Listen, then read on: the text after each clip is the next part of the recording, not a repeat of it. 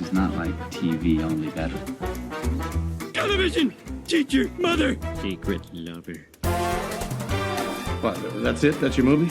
Well, I said that I had an idea for a movie.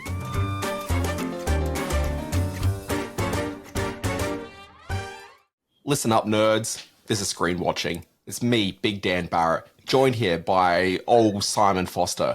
We're going to talk about the TV shows and the movies that you kids, you need to be across. Here's what you're going to be hearing about. You're going to hear about Kaos. It's on Netflix. It's streaming television. It's hip. It's now. You're into it. Bookworm. It plays in cinemas. That's the place that the older people go on the weekdays while you're busy out living productive lives.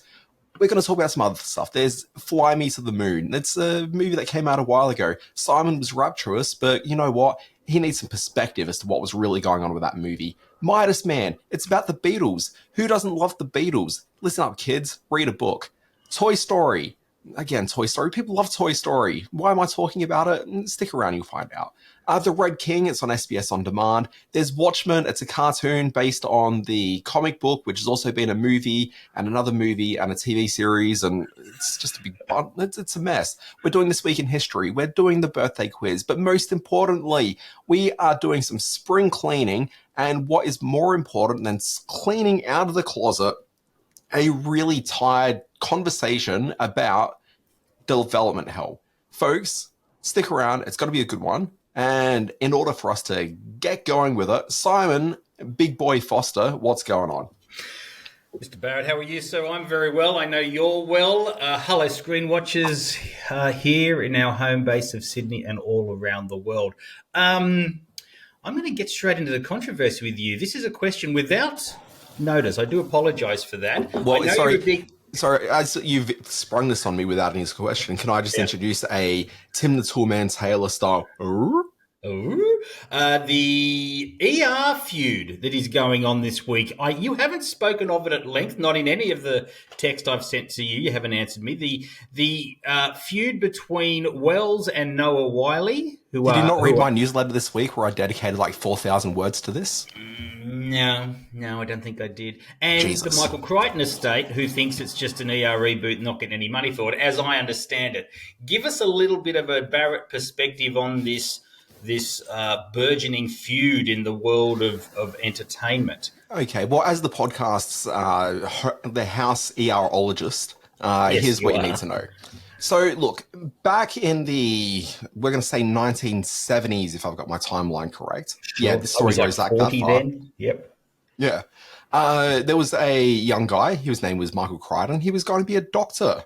Anyway, all that went pear-shaped, and he ended up getting involved in this biz called authoring books, and then Hollywood. They came calling because they liked his books. Anyway, when Hollywood started calling, he wrote himself a screenplay, which is about his experiences as a young man entering the medical profession. You know what? Nobody was interested, so it went into a drawer. In the early 90s, one of his books became a very big film called Jurassic Park. He meets this guy named Steven Spielberg, Spielbergo, something. I forget the guy.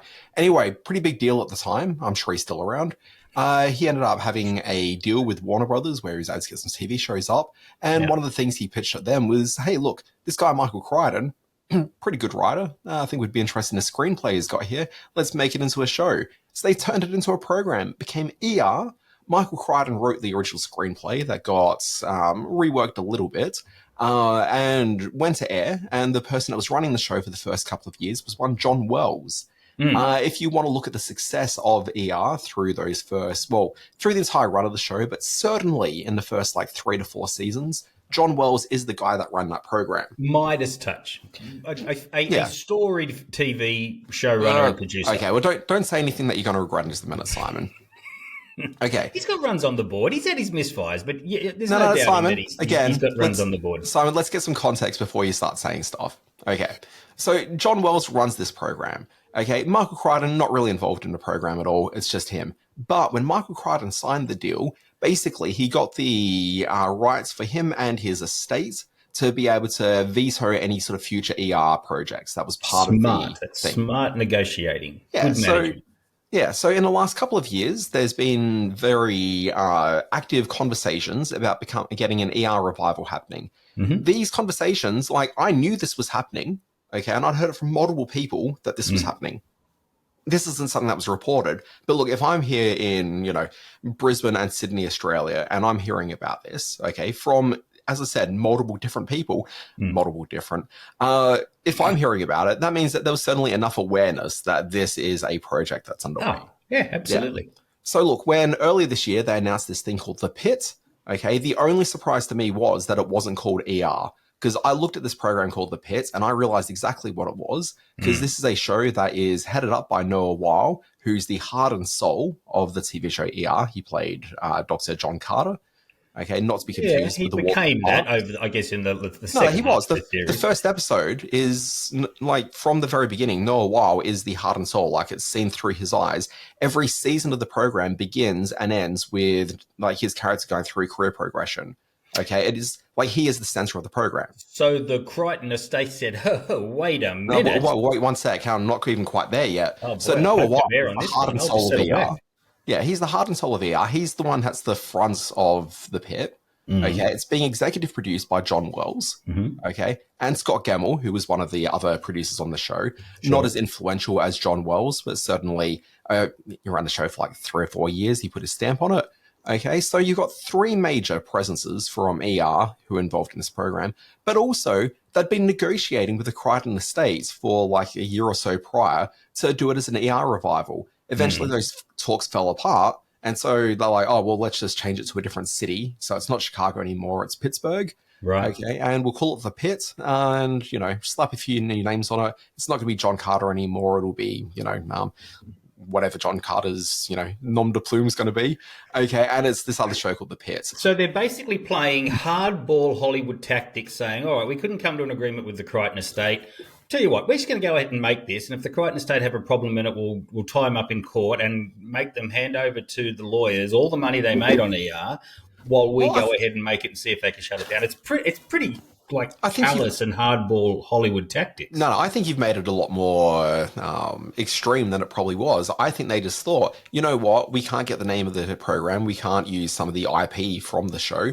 This has been more or less developed from the ground up. If it's different enough, let's just redo it. I don't think they really thought we're going to tie them up in court and, spoil their moustache or anything. That they would not have gone into this not assuming that the Crichton estate was going to rile up over it. Yeah, but they would have looked at it saying, there's no real case for it. Because, ultimately, ER without, say, John Carter and the name ER, what is it? It's a fairly basic template for a hospital drama. A show where doctors care too much. Like, that's every medical program. And if you think about the visual style of the show, the aesthetic, it's been copied by, almost every TV show since ER. But they will be certainly expecting the goodwill that's carried over from ER, from Noah Wiley and the John Carter character and what John Wells was central to creating. They will be selling that as the return of ... None of, and all the success that brings will not be going to the Crichton estate. I can see why the Crichton estate is puppy about it. Oh, look, I can understand why they're crappy about it, but you have to think, do they necessarily have a case? And if you just go on the basic sort of idea of, it's a pretty generic template idea for a hospital drama, okay? You sort of look at that and think, well, probably not. But there's 2 things that I think the Crichton, and I'm not a lawyer, okay? So Crichton family, don't look to me for legal advice, but I would think from the outset, there's 2 very big things that are in the Crichton family's favor on this one, okay? Number one, there's going to be a huge amount of paperwork and discussion going backwards and forwards from that negotiations to get the rights to it. When that falls apart and I've got a show that looks and feels exactly like ER but with a different name, there's this pretty strong case there that they can, mount. But the other thing, Simon, is exactly what you're alluding to there, which is that I'm sure that before this court case came up, they were going to be more than happy to sell it as being from the team behind ER, and it's more or less ER by another name. And the one thing that absolutely works for the Crichton family's favor is that in this day and age, for streaming TV dramas, you don't give something a 15-episode direct-to-series commitment, okay, unless you think that you got something which has already got some runs on the board. Okay, this absolutely does. And they can look at this saying, well, you're trading off the fact that it's ER. You know that it's successful because it's ER, because you've given it a greater order than you do for anything else. Okay, it is quite clear that and I know this is ER by another name. And I think they've got a very good case. And my bit of advice in my newsletter I put out was, if I'm Warner Brothers, you're going through a court case anyway. How about you just pony up a bit more money, sell it, get the rights to it, and then rebadge it. Say it's a thing called ER, or ER the Pit, or however you want to phrase it, but put that ER brand back on it, and then through the wonders of audio dialogue replacement, just every time that they say Noah Wiley's new doctor name, just go John Carter, and then you're good. I really thought you were going somewhere serious then, and then you blew it with the whole AI John Carter. It's not AI, it's just ADR. Like, it's really going to be like 3 or 4 vocal replacements, and he's back to being John Carter. Yeah, like, well, I knew as soon as I raised that you'd have some deep and meaningful thoughts on it. We really should get on with the show, but you've summed it up beautifully, exactly what's going on over there. I think it's going to be clogged up in the courtrooms for many, many TV seasons to come. Oh, well, I don't think so. I think it's going to get resolved really quickly because they're already in production on this show, and Warner Brothers want this on Max ASAP. So they are going to come to an agreement, and I think the agreement needs to be just give them the money, get ER. It's in the best favor of everyone. But that puts everything in the Crichton's favor. If they're it's already in the Crichton's favor. If they're in production on this, and it's proven in court to be in any way connected to the IP property that looks like ER, yeah, the Crichtons will just hold it over Warner's head and say, "Oh, really? You want to give me $10 million for that? I'll tell you what, make it $40 million, and we'll deal with it." Yeah, they've got their like head on a barrel at the moment anyway. Like there's nothing they can do. But also it's in the Crichton's family benefit for this to be ER, because it means that this could, as the Pit, like maybe it's a success, maybe it's not. As ER is almost guaranteed to be a success. And further to that, success means that a TV show will run for many years. And that means that potentially, Simon, look at this current TV landscape. You turn on broadcast TV these days, you're going to see a thing called Law and Order SVU, Law and Order, there's been Criminal Intent, there's been UK, there's been, the various ones. You've got your NCISs, you've got your Chicago Fires, you've got all these other things. Okay, why not just say, well, ER could be a brand as well, which could be bringing in a huge amount of money. If I was the Crichton family, I would say, hey, look, you know what? We came close to an agreement previously. Let's honor that agreement. We're not going to ask you for more money. We're in a position we could do that now. We're not going to do that, but let's get together. Let's have a partnership that goes forward, and let's be productive, because they will make so much more money, Simon, if this thing is a success going forward. Yeah. Yep, maybe the case. All right, so we've got that to look forward to. Interesting. All right, shall we get on with the podcast? Because we're like halfway. We should be at the intermission by now. We're only just getting into the reviews. Simon, I always tell you, don't introduce the topic right at the beginning. This is what happens. I know. When people look at the runtime of this podcast and go, why have they blown past an hour? It is almost inevitably every time because Simon's open conversation point at the beginning of the pod, despite being told not to do it. To which I would say maybe it's to do with the fact that Dan won't just shut up once I poke the bear and he keeps on talking and talking Stop and talking. Stop poking the bear! Jesus! Have you learned nothing? It stinks. Well, let's kick off with the series that I was going to review, and then you stole off me from the running sheet, and then I had to put something else in there at the last minute. But hey, that's the way we roll here at Screen Watching. Let's talk about Kaos on Netflix. Yeah, let's start with the revisionist history segment. Mortals, I made you. And this is how you repay me.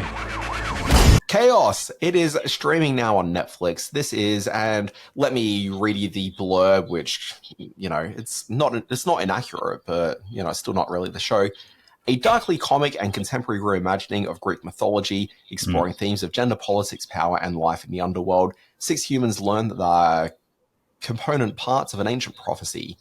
What this basically is an effort to retell Greek mythology, but using contemporary-ish characters and, bring it to Netflix. That's all it is. But it works quite well. I think it's pretty funny. And I thought some of the comedy was fairly cutting in the way that it talks about family politics for the one percenters. Okay, so look, here's the thing, and then I'm going to get to start disagreeing with Simon on a lot of things he just said then. Okay, so what you've got we'll talk about at least just the first episode, and it suddenly flows into the second a bit, but the series ostensibly is told from the perspective of Riddy, who is and apologies, I'm going to try to say some Greek mythology names here, and I'm going to get some of them wrong and some of them right. Eurydice. Yep. Yeah. I should point out that I did a lot of Greek history and Greek mythology study in my high school years. So some of these names were very familiar to me. And the story, I think I clocked onto fairly easily. But I can see it being an issue if you're not over who all these people are in Greek mythology. But do continue. Yeah, look, I mean, the thing is, like, I've certainly heard a lot of these names before. Often I've just never tried to pronounce them out loud. But you've got Riddy, as she's known in the program, because I think that they know that of all the names in this program, Eurydice is probably the hardest one for most audiences to glom onto. Sure. She is a contemporary woman who wants to break up with her boyfriend, who is a very European pop music star, okay, by the name of Orpheus. Yeah. Orpheus is, doing remarkably well in his career. She kind of wants out because she just does not love this guy. They seem to have a nice enough relationship, but she's just clearly not entirely into it. Anyway, on the day that she wants to break up with him, she's debating it backwards and forwards and then gets brutally murdered at the end of the episode by a bus and finds herself in the underworld. It's all, Murdered by a bus? Murdered by a bus. Well, she kind of was. But anyway, murdered by a bus. She's in the underworld, which is all black and white because, aesthetics. Beautiful. Looks gorgeous. It looks gorgeous, but I don't know. I just thought it was a bit of a boring choice. And you know what? Great scenes. You know what? I'm going to use that phrase again. I think this is a perfectly pleasant enough TV show that is riddled with boring choices all the way through it. I think the decision to shoot all the underworld stuff in fairly sort of simple looking black and white is a very dull choice. I think the casting of Jeff Goldblum as the Greek god Zeus, who's, the king of the gods. Is that how he refers to Zeus? Is he the king? Father of the gods. Yep. Father of the gods, yeah. I think the casting of Jeff Goldblum is a boring choice. I think that a lot of the choices he makes are fairly boring choices. And it's pretty rare to say that Jeff Goldblum is boring to watch on screen, but I definitely think that he is here. You've got a bunch of familiar faces, even if a lot of people will probably be quickly loading up IMDb going, wait a sec, who's that? I think I know who that is. I'm not quite sure. So people like Debbie Mazar, for example, is in there, Billy Piper, very notably Eddie Izzard, who makes his first of 2 appearances on this podcast today, is part of the cast here. And then a bunch of other faces that are kind of familiar. There's that guy that you think might have been in Game of Thrones, and he absolutely was in Game of Thrones. David Thewlis, who you've seen in a lot of things and you've never remembered who he was exactly, except he's got a funny name and you're like, I'll remember that next time, and then you never do. Cliff Curtis, who lives a very David Thewlis-like career. I love Cliff Curtis. I think he's great. But, so do I. Great man. Writer. Janet McTeer. So lots of familiar people. Quality cast. A decent cast, but all of them are just kind of doing boring things along the way. And the entire premise of the show, which is really telling Greek mythological story, okay, with a modern context, it's just kind of, it goes through the motions a little bit, and it's certainly pleasant enough to watch on screen. But I did get just, every episode I watched, I got about 30, 40 minutes in, and I just knew I wasn't being as engaged as I kind of want to be by this program. That makes it challenging because they're only 30 minutes long, each of them, but that's okay. Not 50 minutes, Simon. Jeff Goldblum as Zeus, I can't disagree more with you that he makes some boring choices. We see a very tightly wound, very aggressive, very unpleasant Jeff Goldblum in this, who we don't often see. He's not playing into the cute old man thing that he brought to that Thor movie, or that he's brought to the commercials along the way. I think Jeff Goldblum is great. I think the real villain is going to emerge here is Hera, played by the wonderful Janet McTeer.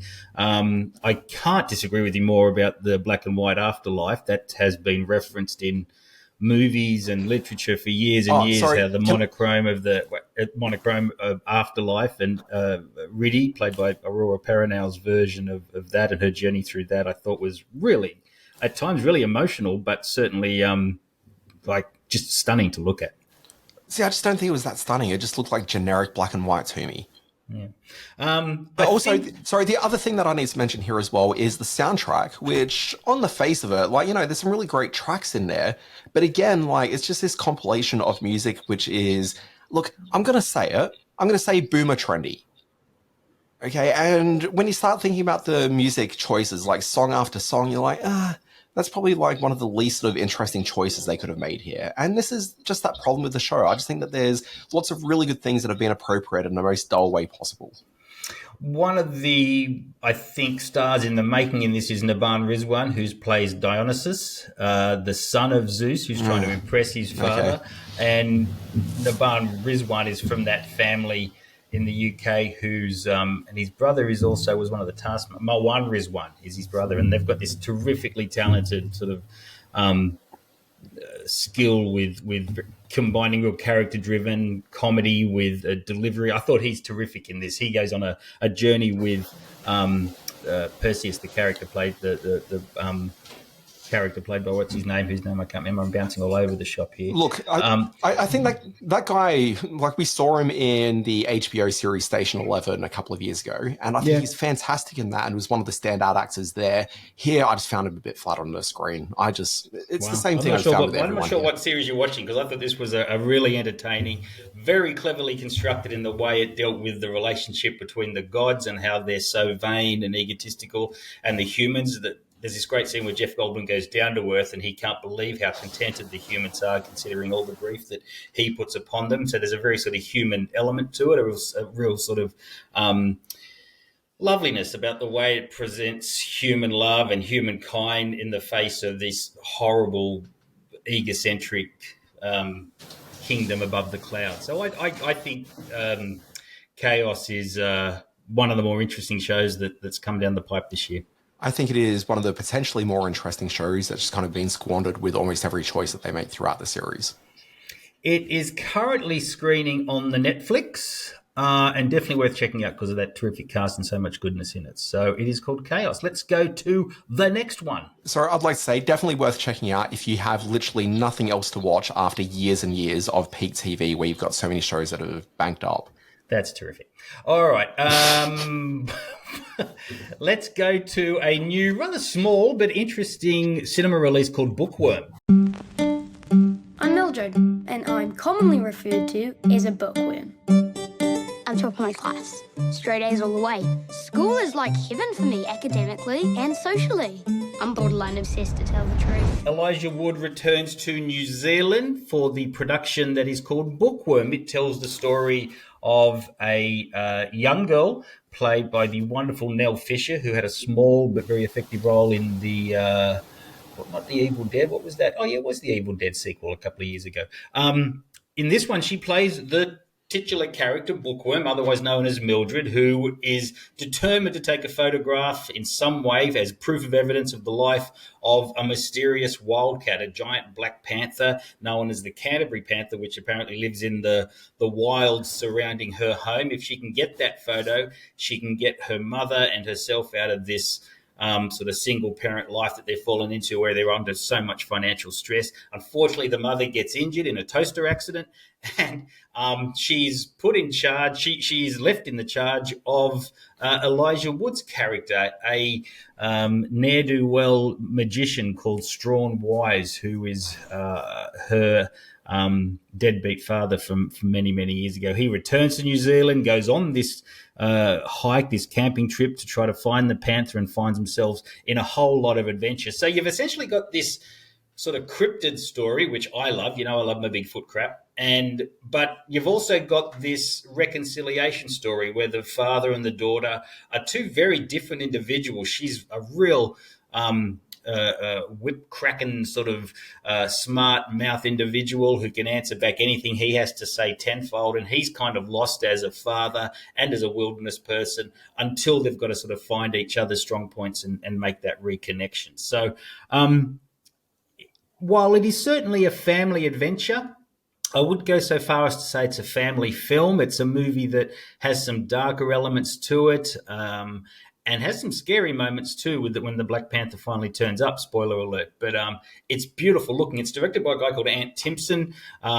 He last worked with Elijah Wood and a big section of this cast, including Michael Smiley, who's always terrific, on the film Come Here, Daddy, a few years ago, which was a much darker version, but also a version of a father and child reuniting in some way. So he's definitely got this narrative down pat and doing some interesting things with it. Bookworm is in a handful of cinemas around town. I think it's going to find a lot of love when it finally hits the streaming platforms. and she's certainly a young star in the making. Nell Fisher, she carries this film and carries it beautifully. So I was pleasantly surprised by Ant Timpson's Bookworm out through Rialto. All right, Simon, at this point of the podcast, usually we flip a coin and we're like, intermission, or what else have you been watching? This week, we're going to go with what else have you been watching for reasons that will become very apparent as the segment carries through. First of all, Simon, in the spirit of you really liking something and me being frightfully bored by it, let's talk about Fly Me to the Moon. Oh, do we drop a clip in here? I don't know whether we do clips. I never get this far in the podcast. We don't do clips in what else have you been watching. Oh, that's good to know. Yeah. Well, I'm keen to hear what you thought of Fly Me to the Moon, because I know it was made for Apple TV, and I know that it was given a cinema run when the Suits kind of thought it was a star-driven sort of romantic film that we don't see too much anymore. I did really love it on the big screen. I thought it was thoroughly charming, and probably was so surprised by the fact that the romance works. I might have been willing to overlook some of its other shortcomings, which, maybe I did, but maybe it's just a really good film.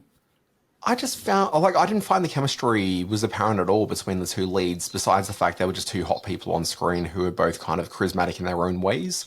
But I just didn't really find that the two of them necessarily popped on screen. I found Scarlett Johansson having actual chemistry with so many of her co-stars in a way that I just didn't really feel here. But that wasn't even really the biggest problem with it. The biggest problem with this is really just down to screenplay and direction. And I'm pretty sure screenplay and direction fell down to the same person whose name I've just forgotten all of a sudden. Greg Berlanti. Berlanti, that's it, yes. Yeah. Did he do the screenplay as well? He often does. Not that I can recall off the top of my head, but he was certainly a driving force behind all the main decisions in it. So, well, he was the director. He's got clout. Yep. He would have been, really sort of driving this thing. One of the things the film keeps on doing all through it, which is really, really frustrating and really just speaks to just terrible direction and terrible screenwriting, is that there's all these moments where characters are just saying things that are driving the story forward, and often doing it only because it kind of feels like that's what's supposed to be said at this point. And all of them are sort of built with this idea that they're sort of funny lines the audience is going to just chuckle out and keep on going on to the next scene with. So, case in point, there's a scene maybe about halfway through the movie where the characters end up having to leave the mission as it's about to blast off, and they need to quickly run into town to get a television set. Mm-hmm. All of the town's empty because, everyone's excited that there's the space mission about to take place and they're all watching their TVs or whatever. So they end up finding a store, they break in, they steal a TV, and as they're stealing a TV, the police turn up, and so Scarlett Johansson is sent to, go and talk to the police. Cut to the next shot, which is the police are giving them a escort back to Cape Canaveral. Okay, and you've got the two scientist guys who are in the back seat, and one of them says something along the lines of, "Oh, she really is wonderful, isn't she?"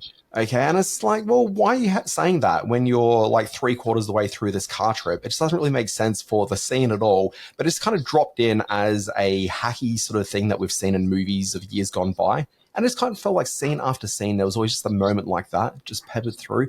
And it was just really stale feeling. It was just lacking in imagination. It kind of felt like Kaos, the movie. It didn't play like that on the big screen. I'm not sure how it played on the small screen where you saw it. It was a... Look, I'd like to... I'll ask someone else who saw Fly Me to the Moon on the big screen, but I think that'll be slim pickings. It was a movie that, to me, absolutely recaptured a sense of big screen romance that isn't easy to pull off nowadays. And when it's done in a way that is also upbeat and charming and with a sense of grandeur as the backdrop, with the moon, with the space exploration and the early days of NASA, I thought that was it captured a romantic time as well as a romantic connection between the leads. Those little moments like that, some of them worked, some of them didn't, like in most sort of romantic comedies, romance films. And I thought they worked enough in this to make it a really sweet, really watchable show. This is another one I think, I'm not sure why it didn't connect on the big screen, although it was only pushed into a few theaters before its small screen drop. So maybe it'll find its due on the small screen. But with those two stars together, I'm not surprised by that. I think sometimes audiences can just smell a turd, Simon. Yeah, I think sometimes maybe they can, or maybe they can turn nasty and vicious on a film when the blood smells like water and the internet takes hold, and it's easy to do that rather than look at what's in front of you. Well, I mean, I don't know if you're trying to suggest that's what I've done here, but I actually went into this really expecting to like it. I like the cast a tremendous amount. I actually don't mind Greg Berlanti, even if he did just destroy my life with the Green Lantern movie quite a few years ago. But that's a conversation for another time. Yeah, okay. I don't mind Berlanti. I've enjoyed some of his work before, but I just found that every single choice made here just kind of felt like the most sort of generic, just awful, hacky choice that could be made. Everything that's kind of interesting about the story just, they just turn in the opposite direction in favor of making it like this sort of charming little rom-com. But the problem is the rom-com was just a bit flat on screen. Like, I just didn't feel the charisma between the two leads, which is super important for a movie like this. And yeah, like, you also kind of think that you're going to walk away with, those 2 or 3 supporting characters that you're like, oh my God, that guy, he was amazing. And then none of the supporting characters really do much. You're wrong. You're so wrong about that. It was really rich support cast. It was a really rich ensemble of actors who brought a lot of really interesting things to the table. If you're not seeing the role that the secretary played, that the 2 young guys were playing as the tech people, they worked. They worked really well. They don't work though, Simon. That's the thing. I just found it so flat. Like, I appreciate you got charmed by it, and sometimes people get charmed by something which the rest of the world doesn't appreciate. The rest of the world. I'm not at odds with the rest of the world. I'm watching a film that works for me. No, it's you versus the world, Simon. Yeah, clearly it has to be to make this argument work. No, look, I just didn't feel it at all. I just thought it was a lousy film. The Red King was something else I watched on television, on the small screen. The Red King is a new British police thriller come drama. It's screening on the SBS On Demand platform. If it sounds like I'm stretching a bit here, I do want to get the names right of everyone in the cast. It stars Anjali Mahindra as Detective Grace Narayan. She is at odds with her constabulary back in suburban London when she dobs in some crooked cops. She's sent to the small island of St. Jory, where they kind of live this Wicker Man type existence where the tourists go to experience something, but when the tourists are kicked out, this small town becomes this dark and nasty place where we learn a young boy went missing, was never found, and in the first episode she brings all her big town crime investigation chops to discovering not only the body of the boy, but setting in motion and exposing some of the darker elements of the folk horror that goes on in this small seaside village. Terrific, compelling action. Storyline in terms of the narrative. She's great in the lead. A really strong performance. And after 2 episodes, you can see that the conspiracies and the dark past that governs this island and has dominated the people of this small village for so many years is going to play out in some pretty ugly ways. Great ensemble of characters as well. Just behind her, you've got, and I do want to get his name right, because Mark Warren as Ian Prideaux, who's the doctor on the island who's lost the boy, and the great Mark Lewis Jones as the police chief who's at odds with her from the very start. So terrific bit of British crime drama mixed with folk horror. So I didn't know this program at all, so I just did a bit of Wikipedia research to see what it was. Anyway, one of the things that really frustrated me, and we'll see how annoyed you get by this as well, Simon, there's a line in here in the review section for the show that says, The Guardian gave it 4 stars out of 5, comparing it favourably with Wicker Man. Like, fine, but The Guardian doesn't give it 4 out of 5 stars. A critic at The Guardian gives it 4 out of 5 stars. So then I had to click through to see who the critic was, and it was Graham Virtue. Okay, right. Graham Virtue's okay. He's not my favourite critic there, but I think he's often pretty close to being on the money. But anyway, he's got this paragraph in here. Sorry, I've already cast the bit that annoyed me, and now there's just the Graham Virtue bit. He's got this thing in here that says, in fact, the characters are so self-aware, it feels weird to me that no one says, all this pagan stuff reminds me of that old horror movie with Edward Woodward and maybe a bit of Hot Fuzz. Now, I haven't seen this, Simon, but I can pretty much say that anyone under the age of 50 aren't thinking about Edward Woodward at all in relation to anything, let alone The Wicker Man. I don't get your point. It just felt like such a movie critic thing to say, as though, everyone who's self-aware would be making the connection to Edward Woodward in there. They might say The Wicker Man, but they're not going to say Edward Woodward. Okay. All right. Anyway, I'm not sure that put... Yep, sure. I guess not. So this is me just having thoughts and having the microphone in front of me to express them. Clearly. I should point out that a lady that you have spoken of in the past, a critic at The Guardian, whose name... Lucy Mangan. Lucy Mangan, who gave Chaos 5 out of 5. But my hey, spirit that's just animal. Lucy Mangan. Yeah. Sometimes she can be wrong. It's okay. Okay, yes. She would have to No, be. look, Simon... Hilarious, profound and moving. An utter triumph. Intelligent, Okay. twisty, and action-packed. Oh, no. I just want to read a bit more I'm- of what your I'm favourite gonna drop critic her an Lucy email. Mangan has. No, Yeah, look, Simon, here's the thing. There are positive reviews for Chaos around, but there's also almost equally in that same number of people who are just disappointed by this thing. And, you know, I heard that you were very favorable of it. You talked about it a few weeks ago because you'd seen the screeners for it. And I went into it thinking, okay, this is kind of interesting. I wasn't interested by it. And then I looked up some of the reviews and it just kind of seems as though it's a bit 50-50. We'll see. We'll see how it plays out. What else have you been watching?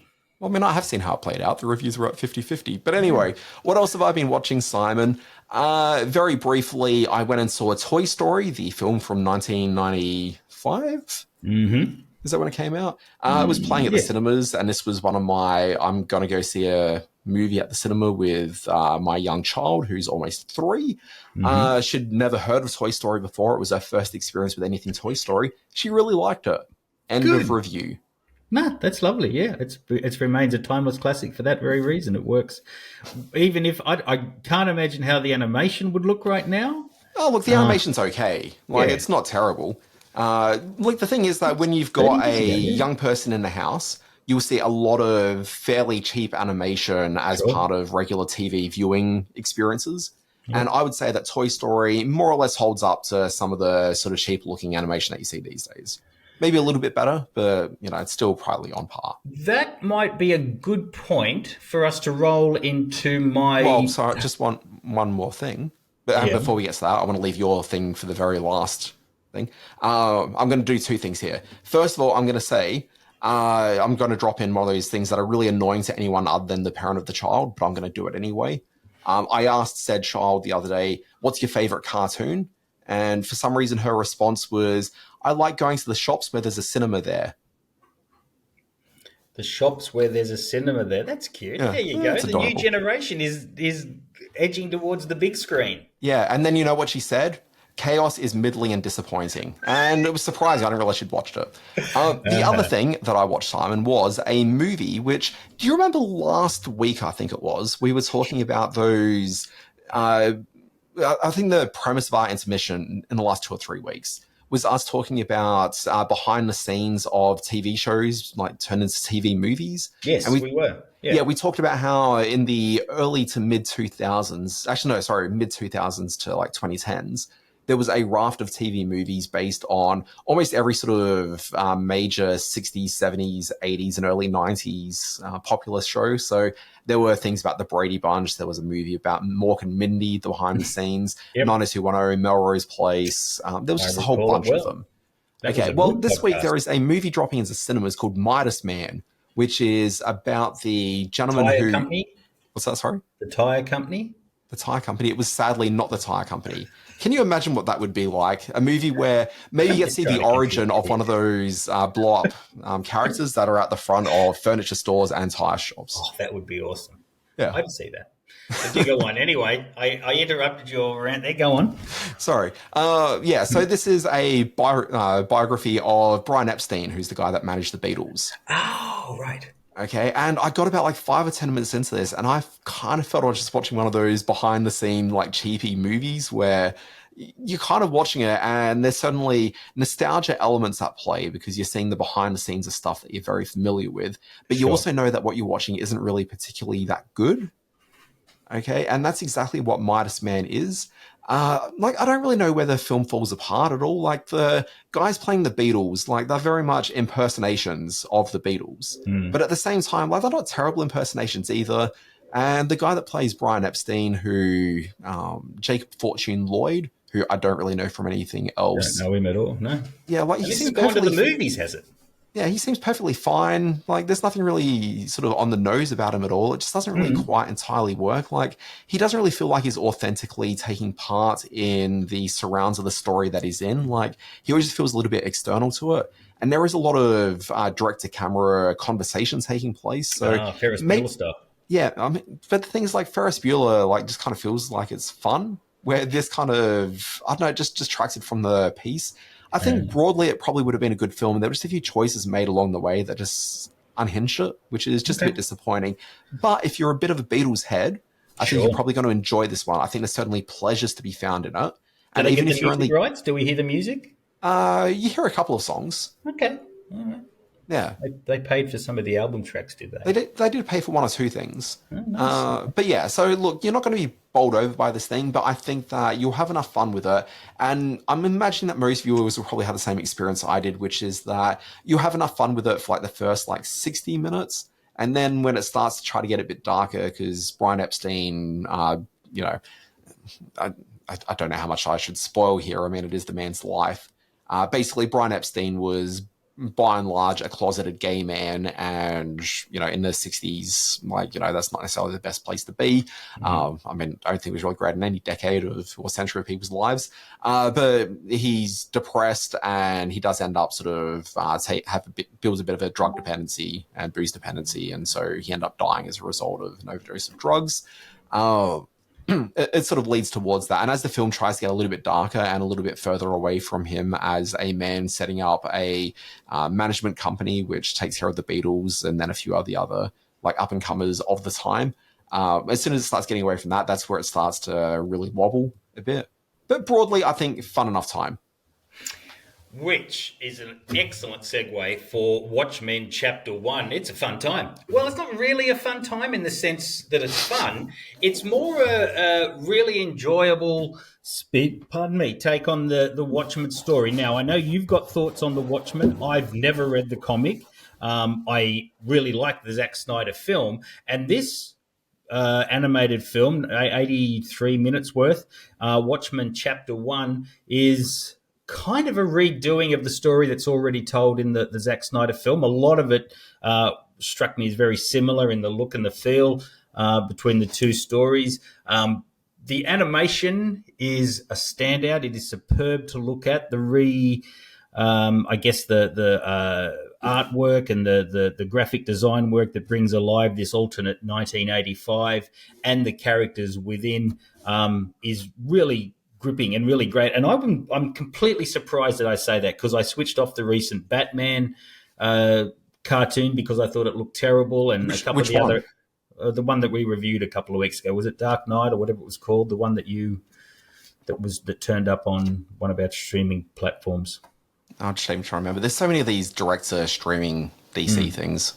And I think there's a value to Watchmen in recreating this story and having it tell the same story that the movie did and obviously that the source material did, because the time is right for this kind of retelling, for the messages of a darker sort of corporate-driven underground that's actually controlling a lot of the world. So I'm ready for you to open your all barrels and start firing, but I thought Watchmen Chapter 1, which is arguably my favourite sort of, without having read the book, it's one of my favourite sort of comic book narratives, is on through Paramount Pictures.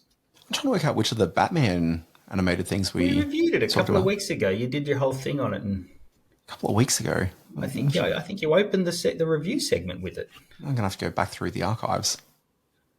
I just don't even remember what that was. I'm looking on the Wikipedia page now of the recent releases, and there's no specific Batman one for a while. There was Batman the Doom that came to Gotham, but I don't think we talked about that at all. Your thoughts on Watchmen? My thoughts on Watchmen? Well, I haven't seen it.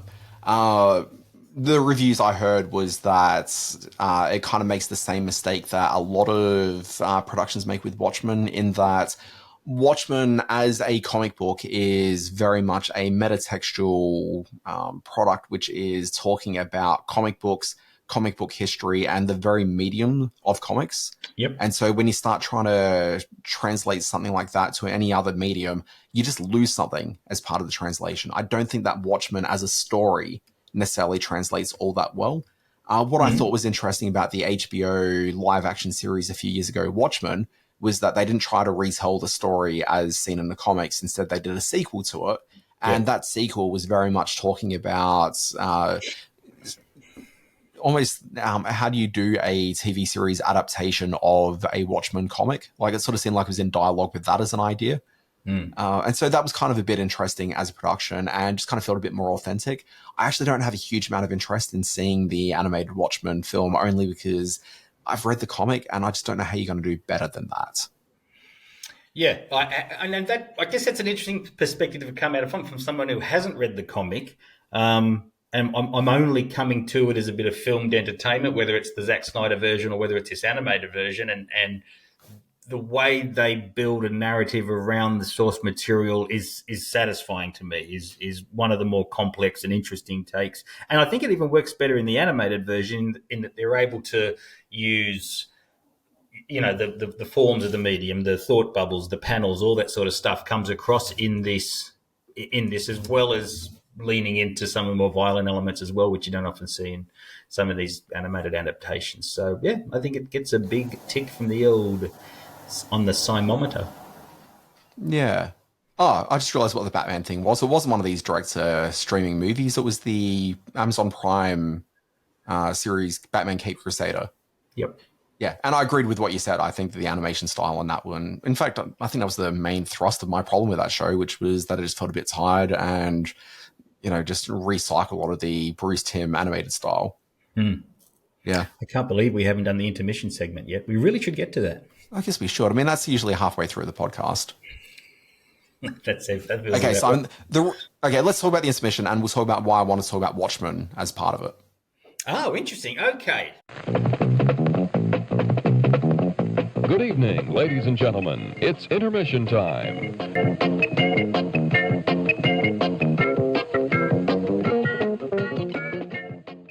All right. Every studio has them, those properties that seemed like a good idea at the time, but which have bounced from writer to writer, from studio administration to new studio administration. They gather this stink about them, their reputation as being unworkable or troubled production, or worst of all, maybe they're cursed. So what we're doing this week, we're looking at we're going to carry out a series of IP mercy killings, development deals that need the bullet. It feels like a little bit of spring cleaning for the Hollywood studios. We're going to come up with a few different development deals that have been in place for a long time and have produced next to nothing, and why they should be euthanized. To wit, Dan Barrett, lead us off here. Yeah, so as a teenager, I used to read a lot of movie fan magazines. Oh, right, yes. Yeah, and so within that, they'd talk about these, movies that are in development hell. Yes. Okay, and some TV shows as well, but it was always usually movies because that's kind of where things were at. When I first got online in the late 1990s, there was sites like Ain't It Cool News and Dark Horizons, which both are still around today, and Dark Horizons is still pretty good. Can't say the same thing for AICN. Okay, but a big part of what they do is talk about some of these properties that are in development hell, and quite regularly you'd sort of hear that, such and such a writer's been attached to it, they're going to take it in an entirely new direction. Amongst the sort of titles that I used to hear about quite regularly were things like Watchmen, okay, and before the Zack Snyder film was made in the late 2000s, that was certainly one of those titles that was being bounced around. Other things that I remember, Arnold Schwarzenegger was going to be in Planet of the Apes, as they were going to reboot that one. That was before the Tim Burton film. That was the James Cameron one that almost happened for a long time. Yeah, I think so. There's all sorts of things like that. There's a really good book called Tales from Development Hell, The Greatest Movies Never Made. That's worth a read. But yeah, there's just all these titles. But what was kind of interesting is that because we're in this period where, essentially Hollywood wanted to make a whole bunch of stuff for streaming, a bunch of movies and properties that never would have gotten a look in previously kind of all got dusted off and have entered production in one way or another. Stuff left development hell, and whether the films are in any way looking like they were through a lot of that development process or not, that's not really the point of this segment. What we really want to talk about is just those couple of bits of IP that are still just sitting there, that they just got that stink about them. And as it is heading into springtime right now, Simon, we can do two things with this segment. One, we can dust off these films and say, you know what, let's get rid of them. We don't want to see this come through. You've had your chance. It hasn't happened yet. But also the entire idea of development hell, okay, has become almost an antiquated concept that with this segment, we can brush that out the door as well. Interesting. All right. All right, let's see what we can do. This is us fixing Hollywood for the umpteenth time. I can't believe they're still getting it wrong over there. One other thing is that we're not going to talk about things which are currently in development that we actually want to see. Okay, sure. So, for example, there's a production that was almost about to happen. Like, they literally had the cast and creatives that were all in Melbourne about to film a new version of Metropolis, the Fritz Lang movie. Yes, they were. Okay, Sam Esmail of Mr. Robot fame, which excites me greatly because, boy, do I love Esmail. He was in Melbourne, ready to get his production on this thing, and then the strike happened, and Apple turned it into turnaround at that point, and apparently it's still being shopped around, so we may still see it, but yeah, it's effectively back in development. But I want to see that, so that has no place in this whatsoever. Exactly. But these other things, Simon, these other things, let's just put a bullet in them. All right. What are you going with? You lead us off. You take the reins. Okay, look, here's one where I know that this is going to become a movie again, but the current approach to it, let's just get rid of it. Star Trek 4, they are talking about doing yet another Star Trek movie, talking about like the J.J. Abrams reboot version of Star Trek. Cool. So that's with whichever Chris it is. I want to say Pine. Is it Chris Pine? Lambert. Yeah, like we don't need to see those guys back. It's been enough years since we saw Star Trek 3 Into Darkness. Was that one? That was the second one. Trail Bikes. That was a good choice. Yeah. No, the second one, the non-Khan sequel, which wasn't very good. No, it wasn't very Versus good. the Khan sequel, that also wasn't very good. But no, let's get rid of that. If we're going to do any more Star Trek, let's just start again, do something else entirely. Yeah. All right. Okay, yeah, I don't disagree with that. I'm treading on very cautious ground here because my inbox is so filled with reboot, remake, reimagining news. I just want to burn the whole thing down. When I see that they're making a new one of these or a new one of that, I just couldn't be bothered with it. So if I had my way, the slate would be wiped clean of all these rehashes. Simon, remakes and adaptations have been like IP, like extensions have been a thing since Hollywood began. To some degree, yes. I mean, it always has been. Not the way that it is over the last 20 odd years. But my point being is and this may come about with the success of some of the other gaming properties at the moment, the Mario Brothers movie and the Sonic Hedgehog all making money. For a long, long time on the back burner, there's been a Duke Nukem adaptation in the works. Hey, how has that never happened? How has it not ever happened? It seems every generation has some kind of muscle-bound action star, and as soon as they're put in a position of what might get made, they tend to drag out the Duke Nukem project. Now, for those of you who don't know, and you're probably more well-versed in this because I wasn't much of a gamer as a young man, but Duke Nukem was kind of a big deal. He was around in that same era as your Sonics and your Pac-Mans and all that sort of stuff, and he was this muscle-bound, I guess G.I. Joe on steroids kind of guy who would bam and smash his way through villainous situations in that all-American way. So Duke Nukem was going to be a Schwarzenegger film at one point. It's probably still on the back burner. I don't think there's much love for the Duke Nukem property at the moment, but I think we can all say Duke Nukem to the head for you, my friend. Your days in the sun are long gone. Oh, look, I don't think that's ever going to happen at this point. No, I think Duke Nukem is just as well remembered these days as Leisure Suit Larry. Oh, really? Leisure Suit Larry. I haven't heard those words put together in a long time. Okay. What's your next one? Like you just got very Obi-Wan Kenobi. It's like Leisure Suit Larry. That's a name I haven't heard in some time. Get it. Go for it. Next up. Next one on the list. I'm going to talk about a little film called Who Framed Roger Rabbit. Mm-hmm. Look, yep, I saw this in my research too. Yeah, I thought about it. Research. This is all in my head, buddy. Who Framed Roger Rabbit? Look, I love that film. I think it's fantastic. Yeah. Over the years, I think I would have loved to have seen some sort of a sequel to it. But I just kind of feel like enough time's passed by. We had opportunities to do lots of stuff with Roger Rabbit that we've never done it. Let's just enjoy that film for what it was and just say goodbye to rebooting it. Let's just let it be. Yeah. In doing a little bit of research for this, I came across some buzz about 2 high-profile sequels that they just can't get off the ground, and maybe the ship's already sailed on them. They've been talking for a long time about another Austin Powers film, but my thoughts are that the ship has well and truly sailed on that. As much as I love the first film, which is one of my favourite comedies, I despise number 2 and especially number 3. Number 2 was pretty good. Number 3 is awful. Awful.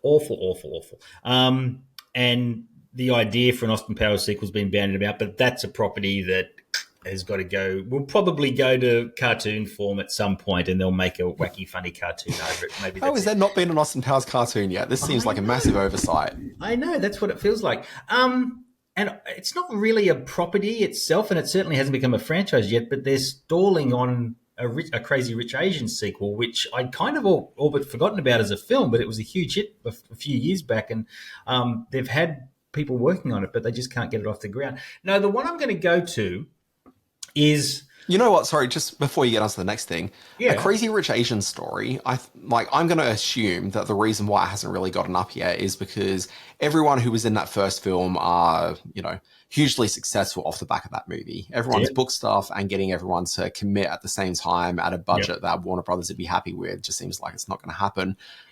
Why not just take the brand of that one and just introduce brand new characters and talk about some other Crazy Rich Asians? To me, I think that's exactly that. Yeah, there's been talk of offshoot productions. There's been talk of TV series just using the name, but nothing has come about from that, which strikes me as odd.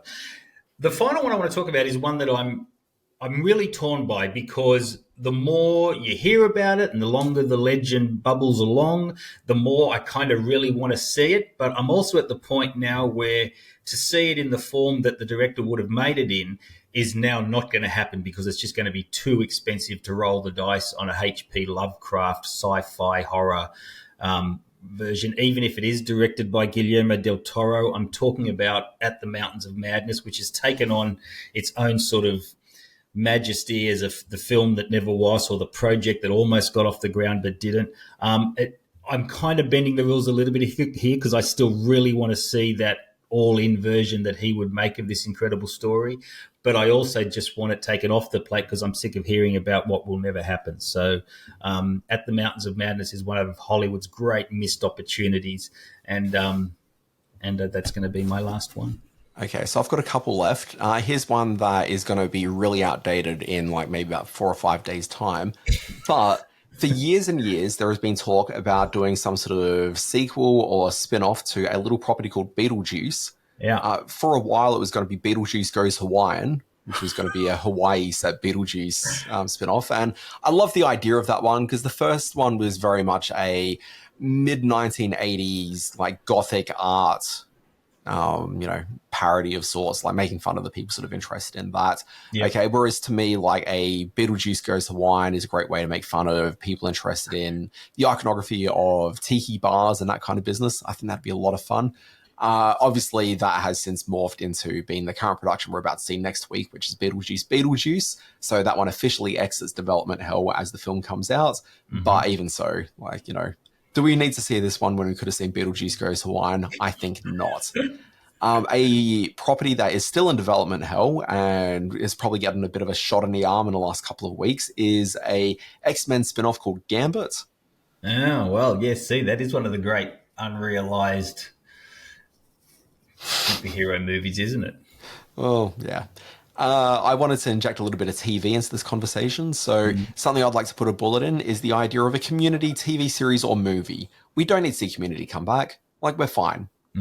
Okay? It doesn't really matter. Let's just put a bullet in it. We're done. Okay, and finally, something which me of a few years ago would have been aghast at the idea of saying put a bullet in it, but do we really need to see the frequently attempted efforts to get Barbarella back on the screen? Well, now, hang on. We have Sydney Sweeney coming our way in a remake of Barbarella, and I'm all for that, of course. Okay, look, I think that's a compelling argument. It's a good argument to make. But the argument I would always make against any modern-day Barbarella is that, in the last, 20 years, we've heard a whole bunch of Hollywood starlets have been interested in doing a Barbarella remake. Mm-hmm. Okay, people from Drew Barrymore through Rose McGowan to currently Sydney Sweeney's attached to something. Yep. Okay, but the reality is that none of these actors are going to do the one thing that Barbarella is well remembered for, which is very saucy, nudity-laden, sexual hijink fun.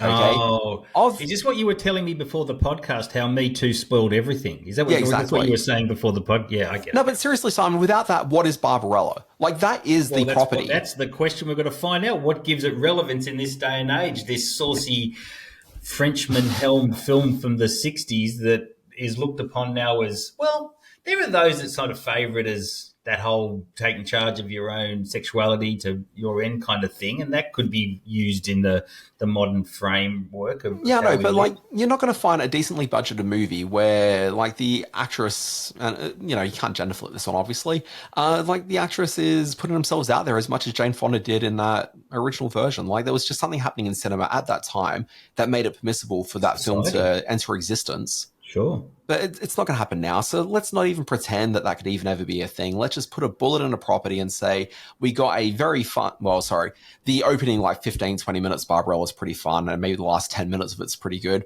A lot of the middle of that film's pretty rubbish. But, we had the film for what it was. Let's just enjoy that. It gave us the band name Duran Duran. That was the bad guy in it, for those that don't know. Absolutely. Played by Milo O'Shea. Yeah. Anyway.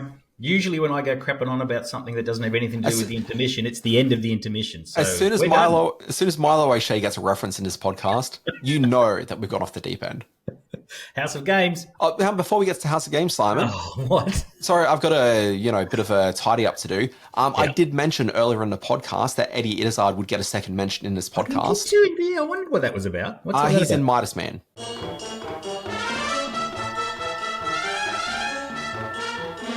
Dan Barrett, tough bunch of questions this week. You're not going to get the birthday quiz. You may get some of this week in history. September 2, 2012, state television in Egypt lifts what decades-long ban that governed on-air talent?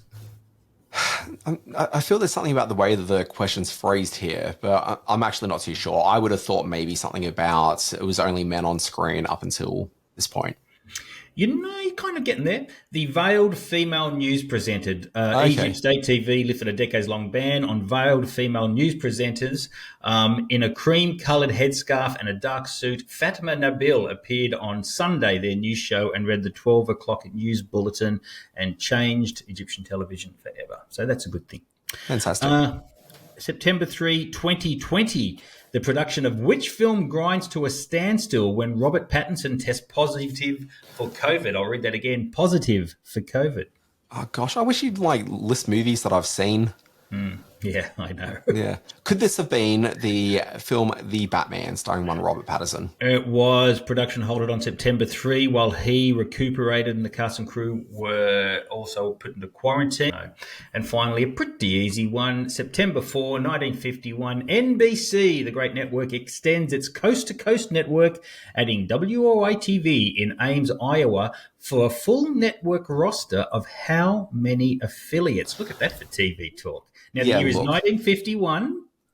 Here's the thing, Simon. I've made this point before in the podcast. I kind of feel that the quiz question should be, things that people could possibly be able to answer. Someone out there will be going, oh, I know that. That's easy. Yeah, come on. Okay, so look, it's 1951, so there won't be that many affiliates at that point. I'm going to say there's some sort of joke answer saying that maybe this is the first affiliate. No, it's not a joke answer. It's in 61st. There were 61 affiliates. Okay. I'm genuinely surprised there's that many by 1951. I know. And now for the birthday quiz. No, not happy birthday. No, not that. Please, no, not happy birthday. All right, Dan Barrett. All right, Simon Foster. Here we go. September 1, 1939, Lily Tomlin. And if you want to see just a stunning photo of Lily Tomlin, have a look at this week's graphic that I put together for the birthday quiz. It's mid-60s Lily Tomlin, and she's so beautiful. I mean, she's still beautiful, but she's... That means that Lily Tomlin is turning 86. Yeah. Tomorrow. Thereabouts. That's right. Yeah. A day later, September 2, 1964, a young man named Keanu Reeves, my spirit animal, was born. September 3, 2001, she's just a kid, the beautiful Kaya Gerber, who was in the film Bottoms last year.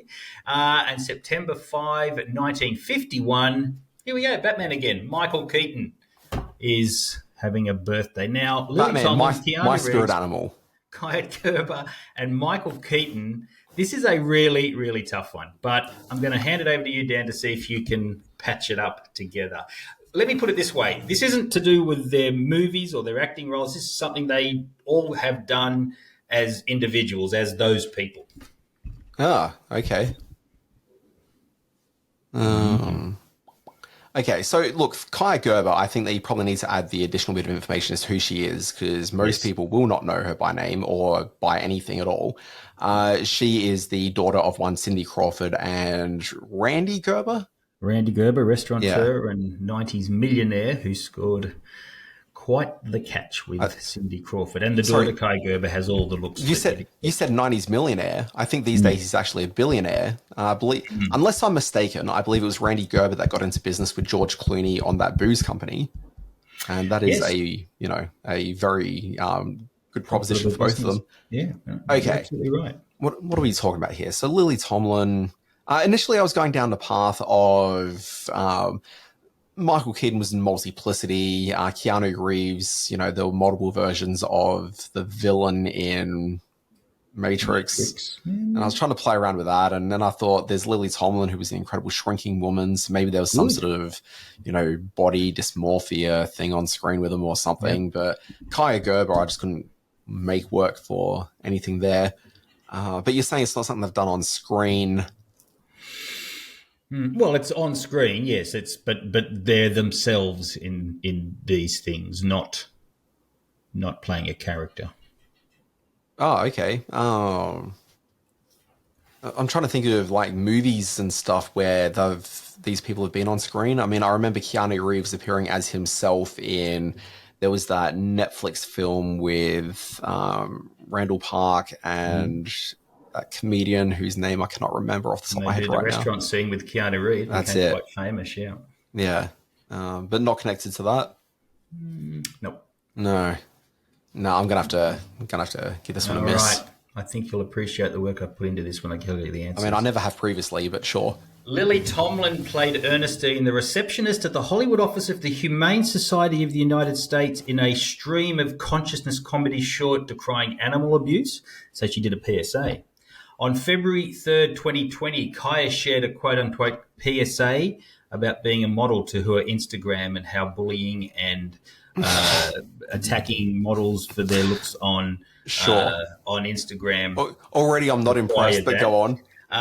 In support of World Eating Disorders Action Day on June the 2nd, 2020, Keanu Reeves and the cast members of the film To the Bone appeared in a public service announcement that dispels myths about eating disorders, and Michael Keaton made a PSA for people for the ethical treatment of animals about the devastating damage road-sized zoos and animal photo ops can cause for innocent creatures. They have all appeared in public service announcements.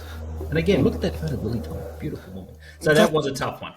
Sorry, famous Hollywood people have appeared in PSAs. That's pretty much like what combines these people. They're all mammals. Yeah. Well, you could have said that. I probably would have given it to you. But no, the answer was PSAs. It's actually not 100% sure that Michael Keaton's a mammal. He was Birdman, so he's more bird. And he was the Batman, although they're mammals. Are they mammals? Bats are mammals, aren't they? Yeah, they're mammals. I think. Yeah, they must be.